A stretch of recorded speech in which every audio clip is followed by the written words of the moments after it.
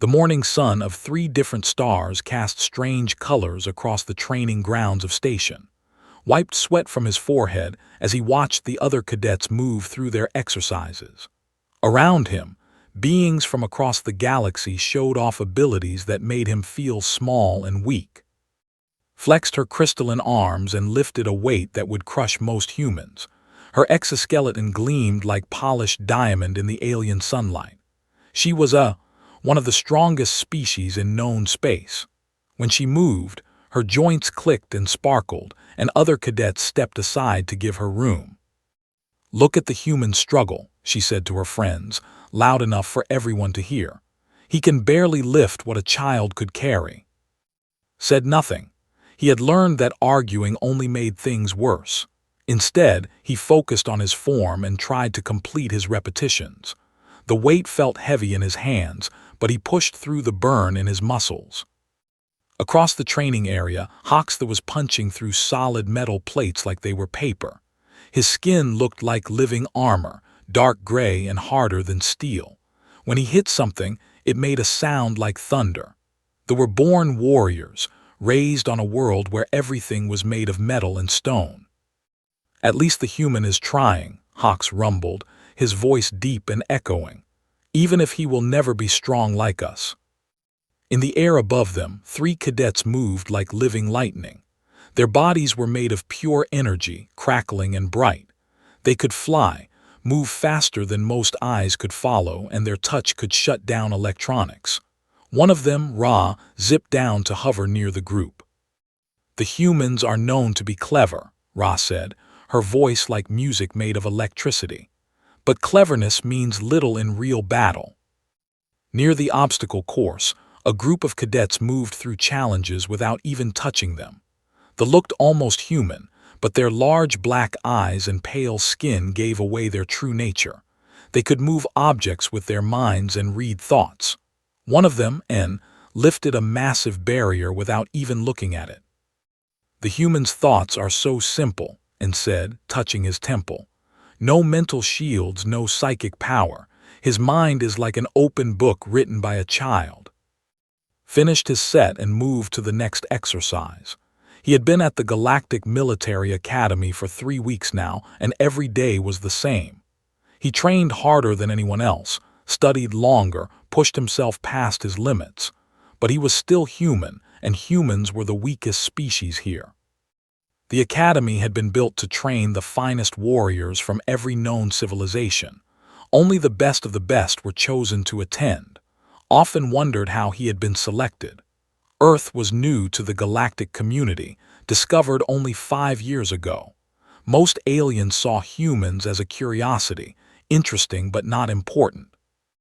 Commander's voice boomed across the training ground. The academy's head instructor was a massive titan, standing 3 meters tall with 4 arms and skin like living rock. "You're falling behind again." Ran to catch up with his group. They were moving to the combat simulation chamber, where cadets fought holographic enemies in different scenarios. This was where struggled the most. The other species had natural weapons, armor, or abilities that gave them huge advantages. Just had his human body and whatever tools he could find. The simulation began. Virtual enemies appeared around them, mechanical drones, alien monsters, and environmental hazards. Charged forward, her crystalline fists smashing through drone armor like it was made of glass. Hawk stood his ground and let enemy weapons bounce off his metallic skin while he crushed everything that came near. They moved too fast to hit, striking like lightning bolts. They made enemies turn on each other with their mind powers. Rolled behind cover as plasma bolts flew over his head. He spotted a damaged drone nearby and quickly pulled out some wiring. While the others fought with raw power, he rigged a simple electromagnetic pulse device. It wasn't elegant, but when he activated it, 3 drones shut down at once. "Pathetic," said as she walked past his hiding spot. "A real warrior faces enemies directly, not cowering behind rocks like a scared animal." The simulation ended. Had managed to disable 5 enemies using improvised tools and careful tactics. Had destroyed 15 with her bare hands. The scoreboard showed the results, and its name sat at the bottom of the list as always. After training, the cadets gathered in the mess hall. The room buzzed with conversation in dozens of languages. Sat alone, eating synthetic protein bars that tasted like cardboard. Human food was too expensive to ship across the galaxy, so he had learned to live on standard rations. "Tell me, human's voice cut through the noise as she approached his table. What exactly does Earth contribute to the galaxy? Your people have no natural weapons, no armor, no special abilities. You come from a small, unremarkable world that most beings had never heard of until recently." Looked up at her towering crystalline form. "We contribute what we can." "Which is nothing," she laughed, the sound like breaking glass. "Your species is soft and weak. You break easily, tire quickly, and die from things that wouldn't even hurt a proper warrior. I cannot understand why the Academy wastes resources training humans when there are so many superior species available." Other cadets had gathered to listen, felt their eyes on him, waiting to see how the weak human would respond to being challenged by one of the Academy's top students. "Maybe you're right," said quietly.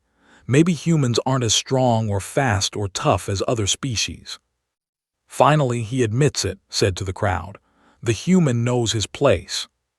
Stood up, meeting her crystalline gaze. "But just because we're different doesn't mean we're useless. Every species has something to offer." "And what do humans offer besides target practice?" asked. Picked up his tray and walked away without answering. He could hear her laughter following him out of the mess hall, along with the amused chatter of the other cadets. Tomorrow would bring more training, more failures, and more reminders of how weak humans seemed compared to the rest of the galaxy. But had not told the whole truth about Earth. There were things about his world, about his species, that the Academy's files did not mention, things that even he was only beginning to understand. Soon, very soon, everyone would learn what kind of forge had shaped humanity. The question was whether they would learn it in time to matter. Commander stood before the assembled cadets in the main briefing hall. His 4 massive arms were crossed as he studied the nervous faces looking up at him. Behind him, a holographic display showed a world that looked like something from a nightmare. "The Crucible," his voice rumbled through the chamber. "Every cadet must face this trial to graduate from the Academy. You will spend 72 hours on Torment Prime, surviving whatever the planet throws at you."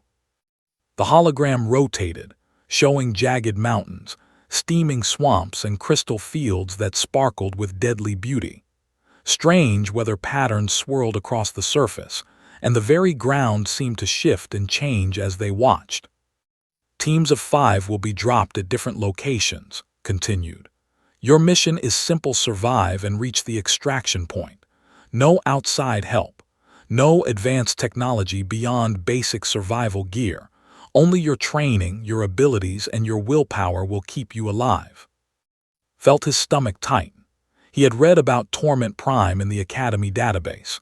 The planet had been formed when 2 worlds collided millions of years ago. The resulting fusion had created a world where nothing stayed stable for long. Temperature swings, acid storms, shifting gravity fields, and toxic atmosphere patches made it one of the most dangerous places in known space. "Team selection begins now," announced. "Squad leaders, choose your members." Watched as the strongest cadets were picked first, was chosen immediately by X, a titan like their commander. Hawks was selected by a squad leader who wanted his strength. They were picked for their psychic abilities, and the remaining for their speed and energy powers. One by one, cadets found teams until only a handful remained. Stood with 3 others who had also been passed over: Ra, a small skittering whose species was known more for maintenance work than combat, and a young who was smaller and weaker than his brothers, and P, a Aquarian whose water-based biology made her vulnerable to many environmental hazards. "Looks like we get the leftovers," said X loudly, pointing at his group. "The human can lead the failure squad, At least when they die quickly, they won't slow down the real teams. Laughed from her position with the top-rated team. Try not to embarrass Earth too badly, human, though I suppose that might be impossible.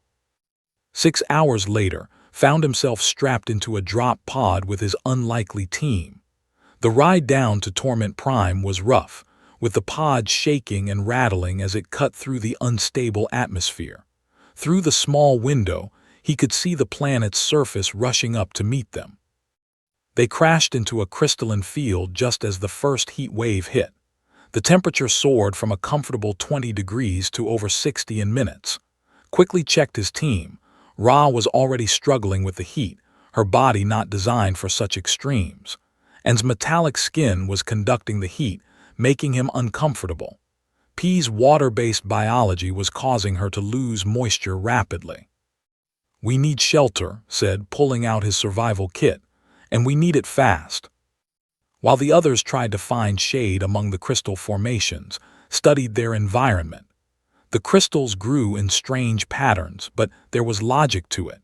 He had seen similar formations in Earth's caves, where mineral deposits followed underground water sources. "This way," he called, leading them toward what looked like a gap between larger crystal spires. "There should be a cave system here." "How can you know that?" and asked, sweat beading on his metallic forehead. "Earth has places like this," replied, squeezing through a narrow opening between crystals. "Where I come from, we call them geodes. They usually have hollow spaces inside." He was right.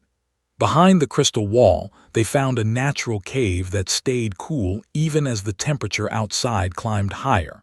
Quickly set up a simple solar still to collect water from the humid air, then rationed out their food supplies. "We should contact the other teams," Ra suggested, trying to reach them on the communication device. "No signal," said after checking his own equipment. "The crystals are interfering with our radios. We're on our own." For the next 6 hours, they waited out the heat wave, used the time to study their surroundings and plan their route to the extraction point. When the temperature finally started to drop, he noticed something the others had missed. "Storm coming," he said, pointing to the horizon where strange clouds were gathering. "We need to move now before it hits." "How can you tell?" P asked. Her water-based senses usually made her good at reading weather, but the alien environment was confusing her natural abilities. "Cloud color and movement," explained as he packed their gear. "On Earth, clouds that color usually mean acid rain, and the way they're rotating suggests high winds." They had barely made it 5 kilometers when the storm struck. Acid rain began falling in sheets, forcing them to take shelter under an outcropping of rock. Quickly rigged a tarp to collect the rainwater while keeping them dry. "You're filtering it?" and asked, watching run the collected acid rain through a makeshift filtration system. "Neutralizing it first," said, adding chemical tablets to the water. "Then filtering. We'll need drinking water, and this is what we have." The storm lasted 12 hours. When it finally passed, they emerged to find the landscape had changed. What had been a crystal field was now a muddy swamp, with toxic-looking water pooling everywhere. "How do we cross this?" Ra asked. Her light frame would not support her on the unstable ground. Studied the swamp, then began cutting down some of the remaining crystal formations. "We build a bridge. These crystals are hollow, they should float." Working together, they constructed a simple raft system that allowed them to cross the worst areas. Tested each section of water first, using strips from his clothing to check for chemical reactions that might dissolve their makeshift bridge. As they traveled, they began encountering other teams. The first group they found was Squad, struggling in a crystal maze where the formations had shifted during the storm. 2 of their members were suffering from severe heat exhaustion, and they had lost most of their water supplies. "Human," called out when she saw, her crystalline armor was cracked in several places from the temperature changes. "Our team member collapsed. Can you help?" Didn't hesitate. He climbed down into the maze and found an unconscious from dehydration. Using techniques he had learned from Earth's desert survival guides, slowly rehydrated the while protecting him from further heat exposure. "How did you know to do that?" asked Watching Work. "Our medic tried everything." "Earth has deserts," said simply. "Hot, dry places where people die if they don't know how to handle heat exhaustion. We learn these things." He shared some of their filtered water and showed his team how to build better shelter from the shifting crystal formations. When they moved on, was quiet, no longer making jokes about human weakness. By the second day, word was spreading across the planet. The failure squad was not only surviving but helping rescue other teams, had correctly predicted 3 more storms, found safe water sources in 2 different biomes, and successfully treated injuries that had left other teams' medics puzzled. Commander, monitoring the exercise from orbit, watched the tracking data with growing interest. The humans' team was moving steadily toward the extraction point while maintaining full strength. Meanwhile, some of the Academy's top-rated teams were struggling with casualties and equipment failures. "Interesting," rumbled to himself. "Very interesting indeed." Back on the planet's surface, led his team through a field of steam vents as the temperature began dropping toward the dangerous cold extreme. Night was coming to Torment Prime, and with it, new challenges that would test everything they had learned about survival. But was no longer thinking like someone who expected to fail. For the first time since arriving at the Academy, he was in his element. This hostile, ever-changing environment reminded him of something important about his species, something that the Academy's files had missed completely. Humans had not evolved on a peaceful, stable world. They had been forged by a planet that had tried to kill them for millions of years, and that forge had made them into something the galaxy had never seen before. The temperature dropped 40 degrees in 2 hours.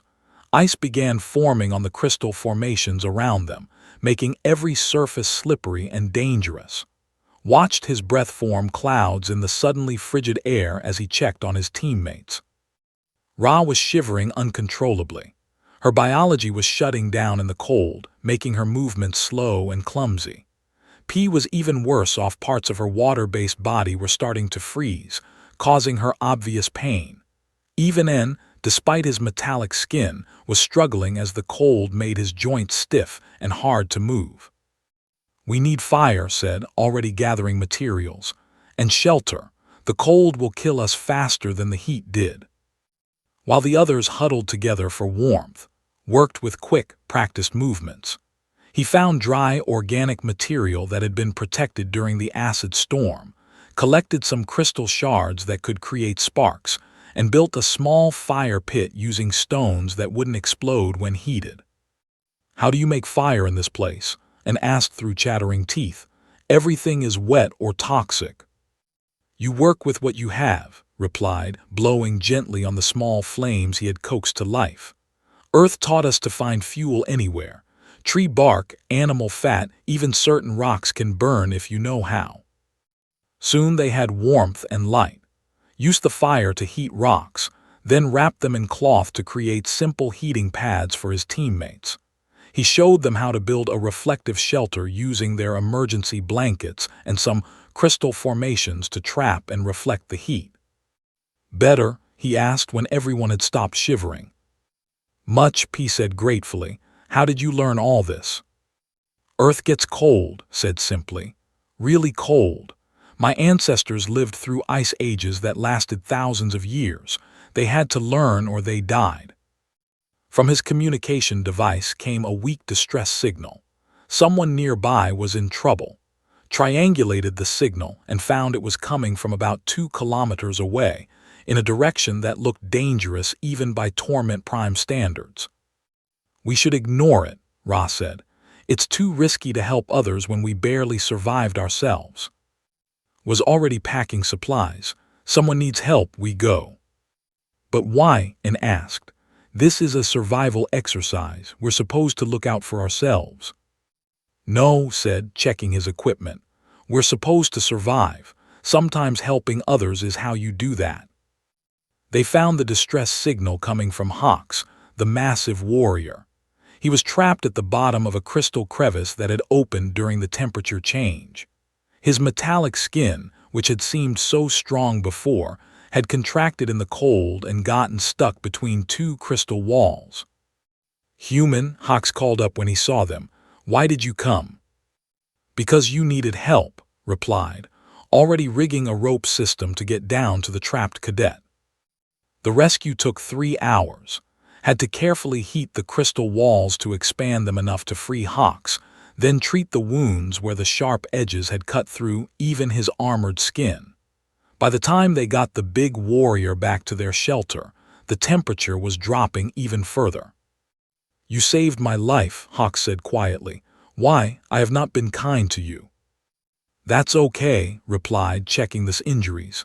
"We're all cadets here. We're supposed to watch out for each other." As the night continued, more distress signals reached them, and had become trapped when his energy form destabilized in the cold. Had suffered psychic backlash when the planet's chaotic magnetic field interfered with her mental abilities. Each time, led his growing group to help. From her command post on the other side of the planet, watched the tracking displays with growing amazement. Her own team was struggling to maintain position.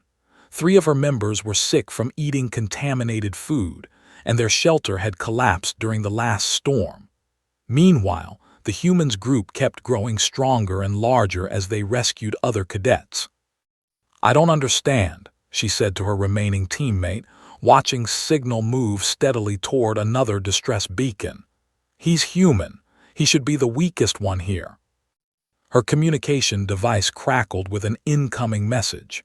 It was Ra, the she had mocked earlier for being chosen by his team. The energy being's voice was weak but clear. "We need help. Our shelter failed and X is injured. Can you assist?" Before could reply, another voice cut in on the channel. It was, "We've got you, Ra. Hold your position. We're 15 minutes out." Watch the tracking display shows group changing course, heading directly into a dangerous area of unstable crystal formations to reach the stranded. It would have been safer to ignore the call, or to suggest the try to reach a safer location. But the human didn't hesitate. 20 minutes later, his voice came back on the channel. "Ra's team is secure. X has a broken energy matrix, but he's stable. We're sharing our shelter for the night." Stared at her scanner. His group now included 12 cadets from 6 different species. They had built multiple shelters, established a reliable water source, and were successfully treating injuries that had left other teams helpless. "How," she whispered to herself, "how is a human doing this?" Her answer came the next morning. The final day of the Crucible had arrived, and with it came Torment Prime's most dangerous phenomenon, the Chaos Storm. It was a massive weather system that combined every environmental hazard the planet could produce. Acid rain, temperature swings, electromagnetic pulses, gravity fluctuations, and toxic gas clouds all struck at once. Most teams huddled in whatever shelter they could find and hoped to survive, but's group was moving. Through the storm, they were actively traveling toward other distress signals. His team was caught in the open when the storm hit. Their emergency shelter was torn apart by winds that shifted gravity in multiple directions. They found themselves trapped in a crystal maze as acid rain began falling around them. "Emergency beacon activated," her teammate gasped as toxic gas started seeping into their hiding spot. "Someone will come." "No one is moving in this storm," replied, checking her scanner. Every team icon was stationary, hunkered down and waiting for the chaos to pass. Every team except one. His icon was moving through the storm. As watched in disbelief, it came steadily toward her position. 30 minutes later, she heard a human voice calling through the howling wind. "Where are you?" "Here," she called back, hardly believing it. "In the crystal maze." Appeared through the storm like a ghost, moving carefully but confidently through the shifting landscape. Behind him came his team, now grown to include most of the cadets from their year. They were using improvised equipment and techniques that had never seen before. "How did you find us?" she asked as helped her teammate breathe through a primitive but effective gas mask. "Followed the distress beacon," replied, treating their injuries with supplies he seemed to have made from materials found on the planet. "And used these." He showed her a collection of simple instruments: a wind indicator made from crystal fibers, a pressure gauge constructed from metal salvage, a chemical detector built from electronic components. "You made these?" asked. "Had to," said, helping them toward his team's main shelter. "The storm scrambles electronic equipment, but basic physical instruments still work. Earth taught us to always have backup plans for our backup plans." The shelter had built could house 20 cadets comfortably. It was constructed from natural materials and positioned to use the planet's own crystal formations as protection. Inside, injured cadets from multiple species were being treated with techniques that seemed primitive, but were clearly effective. "I still don't understand," said as she watched coordinate rescue efforts through the ongoing storm. "Your species has no natural advantages. You're not stronger or faster or tougher than anyone else here." Paused in his work and looked at her. For the first time since she had known him, he didn't look weak or uncertain. "You're right," he said. "Humans aren't naturally strong or fast or tough, but we're something else." "What?" "Stubborn," replied with a slight smile. "Earth tried to kill us for millions of years. Ice ages, volcanoes, asteroids, plague, famine, predators, climate change, everything that could go wrong did go wrong. But we kept getting back up. We kept trying. We kept learning." Outside, the chaos storm raged on. But inside the shelter, representatives of a dozen different species were working together under the leadership of the one being everyone had thought was weakest. The human who had been mocked for coming from a backwater world was saving lives using knowledge forged in that world's crucible. Was beginning to understand that she had been very, very wrong about humans, and about Earth.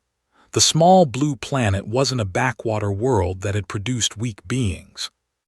It was a forge that had created something the galaxy had never seen before, a species that simply refused to give up.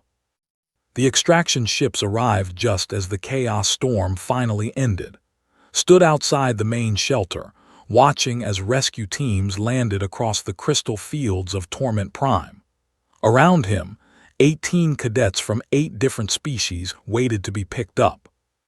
3 days ago, most of these beings had considered him the weakest member of their class. Now they looked at him with something that might have been respect, or maybe just confusion. They had survived the crucible, but they weren't entirely sure how. Commander's massive form emerged from the lead ship, his 4 arms making quick gestures as he surveyed the scene. Behind him came medical teams and academy instructors. The commander's rocky face showed no emotion as he approached. "Report, cadet," rumbled. 18 cadets accounted for and in good health, sir," replied. "Minor injuries have been treated. All teams successfully reached extraction point." Looked around at the organized camp, the makeshift medical station, and the collection of improvised tools and equipment. Explain how a survival exercise became a rescue operation. "Other teams encountered difficulties, sir. We assisted as needed." "Difficulties," repeated slowly. He activated a holographic display that showed tracking data from the entire exercise. "According to our monitors, your team responded to 14 separate distress calls. You traveled 50% farther than any other group. You treated injuries that stumped trained medics from multiple species." Said nothing, the facts spoke for themselves. "Most interesting of all," continued, "you achieved all this while maintaining 0 casualties in your group, despite starting with what our assessments rated as the 4 weakest cadets in the class." Back at the academy, the debriefing session was unlike anything the instructors had seen before. Usually, the Crucible survivors returned exhausted, battered, and grateful to have lived through the ordeal. This time, the returning cadets were talking excitedly about techniques they had learned, problems they had solved, and a completely different approach to survival. Sat in the medical bay having her cracked exoskeleton repaired, but her mind was elsewhere. She kept replaying the past 3 days, trying to understand what she had witnessed. The weak human she had mocked had somehow become the leader everyone else followed, not through strength or speed or special abilities, but through something else entirely. A voice interrupted her thoughts, stood in the doorway holding a steaming cup of what looked like tea. "How are you feeling?" "Confused," she admitted, "and my pride is somewhat damaged." Stepped into the room and offered her the cup. "Herbal tea, it helps with recovery after stress. Earth recipe." She accepted the drink, surprised by its pleasant warmth and soothing taste. "I need to understand something. What happened out there was impossible. You should not have been able to do what you did." "Why not?" "Because you're human." Crystalline features showed her frustration. "Your species has no advantages. No natural weapons, no armor, no psychic abilities, no special resistance to environmental hazards. According to every assessment, humans are among the weakest sentient species in known space." Sat down across from her. "That's what the assessments say." "So how?" she demanded. "How did you not just survive, but thrive in conditions that defeated species with far greater natural abilities? How did you know what to do when our medics failed? How did you predict environmental changes that caught our weather specialists by surprise?"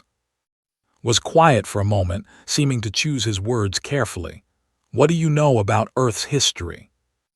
"It's a small world in an unremarkable system. Standard carbon-based life. Recently discovered by galactic civilization. Nothing special." "The Academy files don't tell the whole story," said. "Earth is special, but not in the way most planets are special." "Explain." Stood and activated the room's holographic display. An image of Earth appeared, blue and white and beautiful against the black of space. "Most worlds that develop intelligent life are stable," he began. "They have regular weather patterns, predictable seasons, and environmental conditions that stay roughly the same for millions of years. Their dominant species evolved to take advantage of those stable conditions." The display changed, showing Earth's timeline. Ice ages, volcanic eruptions, asteroid impacts, and dramatic climate shifts played out in accelerated time. "Earth is different. For the past few million years, our world has been trying to kill us. Ice ages that lasted thousands of years, covering most of the continents in ice sheets kilometers thick. Supervolcanoes that blocked out the sun and poisoned the air. Asteroid impacts that threw so much debris into the atmosphere that plants couldn't photosynthesize for years." Watched the display with growing amazement.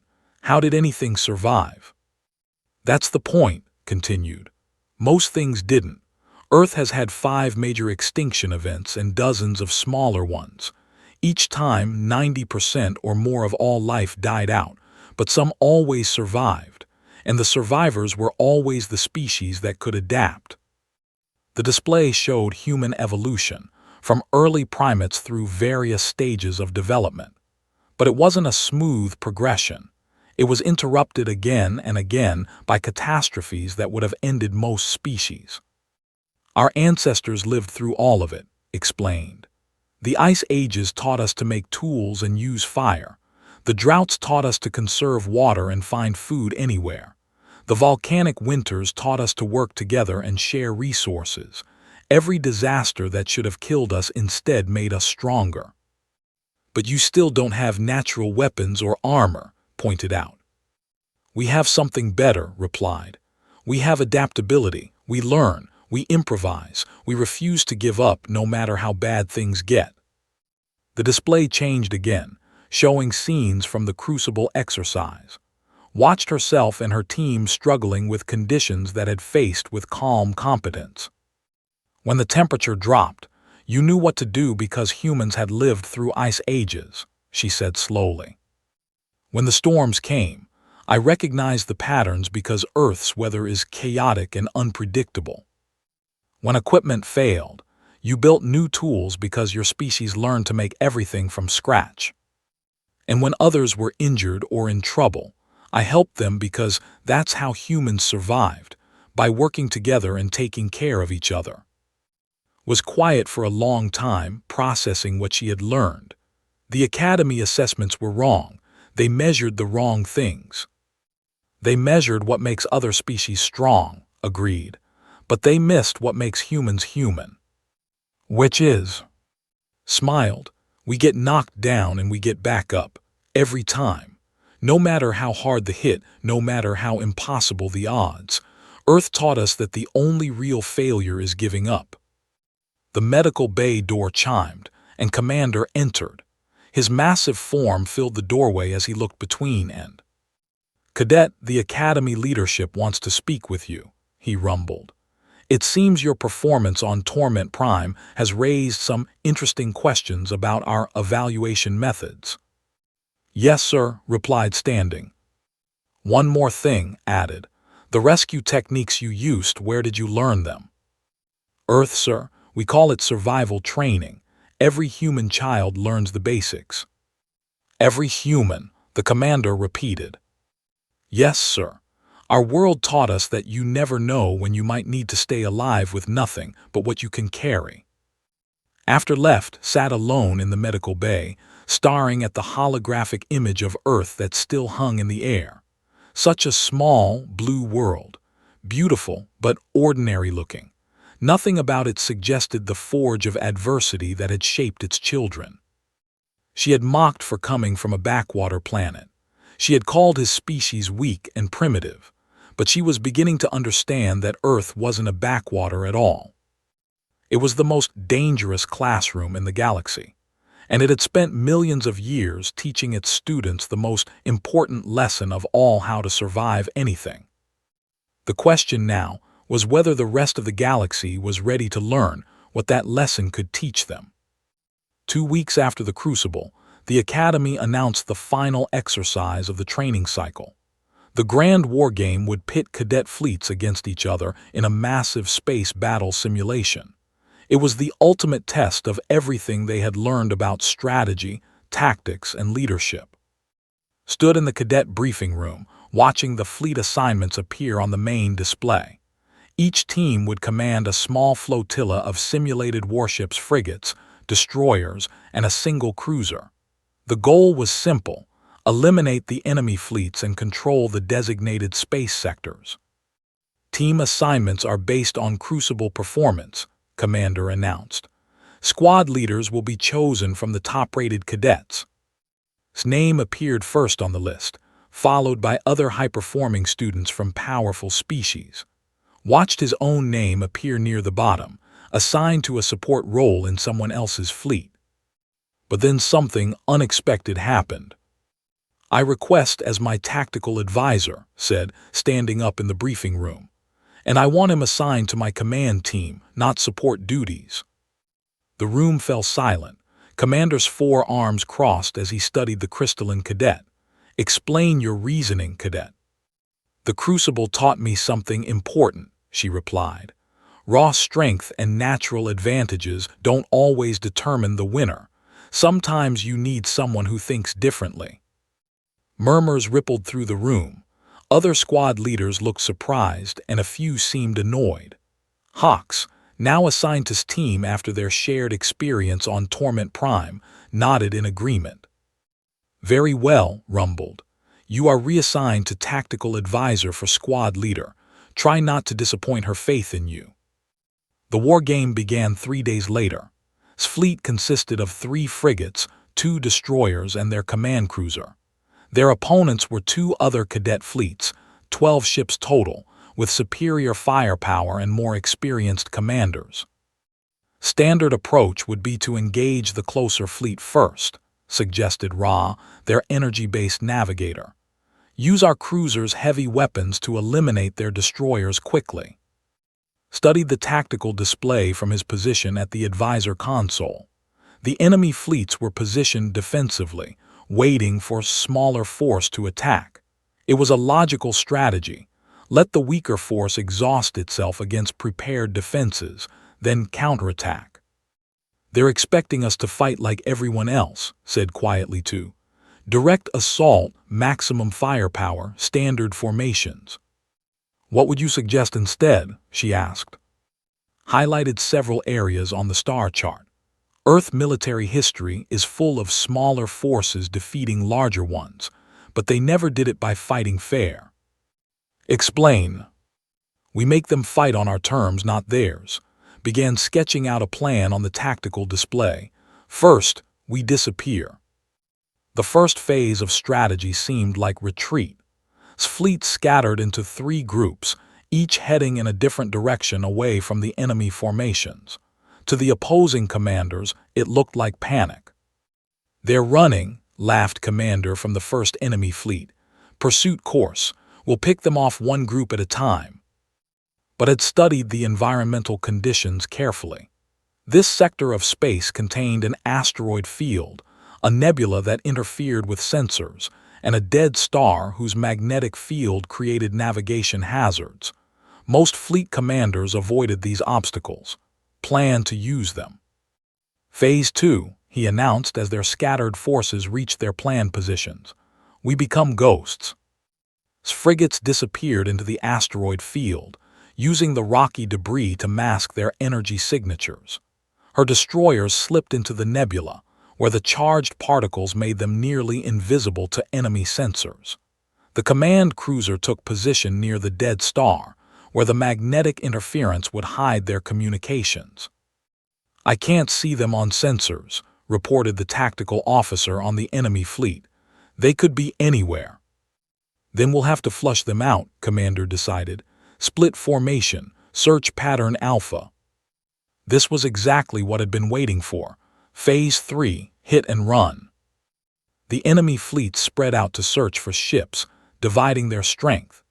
As soon as the lead destroyer moved close to the asteroid field, 2 of its frigates appeared from behind large rocks, fired a coordinated barrage, and disappeared again before return fire could reach them. Where did they go? The destroyer captain demanded. Before anyone could answer, the other enemy fleet's rear guard came under attack from ships that seemed to appear out of the nebula's swirling gases. 2 quick strikes, then vanished back into the cosmic fog. They're picking us apart, one of the enemy commanders realized. Every time we chase them, they hit us somewhere else. Maintain formation, Commander ordered. Don't let them divide us. But it was too late. Strategy was working exactly as planned. The larger enemy fleets were being forced to react to attacks they couldn't predict, coming from directions they couldn't track. Each strike weakened them slightly while leaving forces untouched. Phase 4 announced misdirection. The command cruiser suddenly appeared on long-range sensors, broadcasting strong signals and appearing to flee toward the outer system.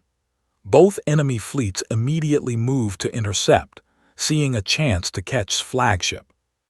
It's a trap, Hawks observed from his position at the weapons console. They know it's a trap, but they have to take the chance because we're making them desperate. The enemy fleets converged on the cruiser's position, only to discover it was a sensor drone modified to mimic a larger ship's signature. The real cruiser, along with all of its remaining ships, materialized behind the enemy formation. Now we fight, said, all pretense of retreat forgotten. The final battle lasted only minutes. Caught between the asteroid field and its concentrated fleet, the enemy forces couldn't maneuver effectively. Had chosen the battlefield, controlled the timing, and forced his opponents to fight at a disadvantage. When the simulation ended, 12 enemy ships had been eliminated. His fleet had suffered only minor damage to 1 frigate. In the Academy's observation deck, Commander watched the tactical replay with several other instructors. The massive Titan's 4 arms gestured at the display as he explained what they had witnessed. Classic asymmetric warfare, he rumbled. The human applied principles from his world's military history. When facing superior force, you don't engage directly. You change the rules of engagement itself. The other commanders never had a chance, observed Instructor, with decades of tactical experience. Once they accepted the humans' terms of battle, the outcome was determined. Note how the human team fought, continued. Not as individuals showing off species-specific abilities, but as a coordinated unit where each member's strengths supported the overall strategy. Back in the debriefing room, the defeated cadet commanders were trying to understand what had happened to them. You cheated somehow, accused Commander, his pride clearly wounded. Real fleets don't fight like that. Real fleets fight to win, replied calmly, using whatever advantages they can find. You ran away, you hid, you attacked from ambush. Yes, agreed, and we won. Stepped forward, her crystalline frame gleaming under the briefing room lights. The human taught me something important. When you're facing impossible odds, you don't make them possible by being stronger or faster. You make them possible by being smarter. What he did was struggled for words. Effective, Commander finished, entering the room. Your tactical approach deserves study. Earth's military traditions appear to contain valuable lessons for asymmetric warfare. Thank you, sir, replied. However, the commander continued, I suspect there's more to learn. Earth's history of warfare seems extensive. Nodded.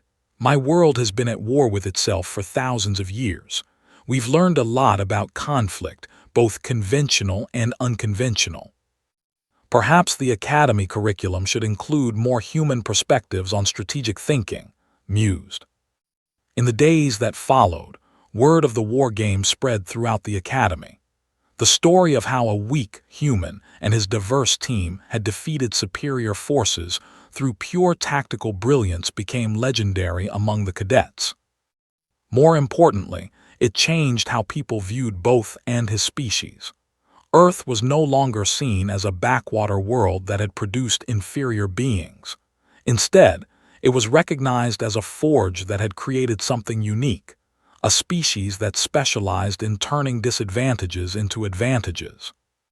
Found in the Academy's observation deck a week later, looking out at the stars through the massive transparent aluminum windows. What are you thinking about? She asked, joining him at the viewing port. Home, replied, and how much I've learned about myself since coming here. You've taught us all something, said. I mocked you for coming from Earth, called your species weak. I was completely wrong.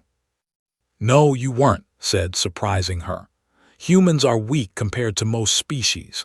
We break easily, tire quickly, and don't have natural weapons or armor. Then how? Smiled the same quiet confidence she had seen on Torment Prime. Because being weak teaches you things that being strong never can.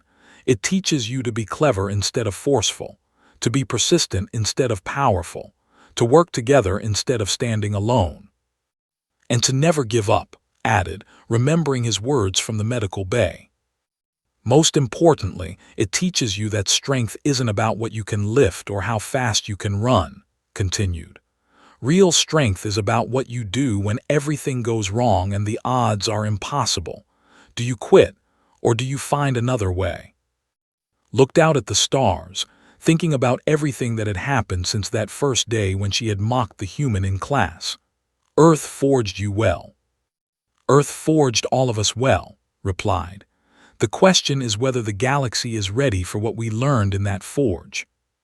Outside the observation deck, the stars wheeled in their ancient patterns, indifferent to the small dramas of the beings who sailed between them. But something had changed in this small corner of space. A species that had been dismissed as weak had proven that sometimes the greatest strength comes not from natural advantages, but from the refusal to accept that anything is impossible. And in the depths of space, that was a lesson that might soon prove very valuable indeed.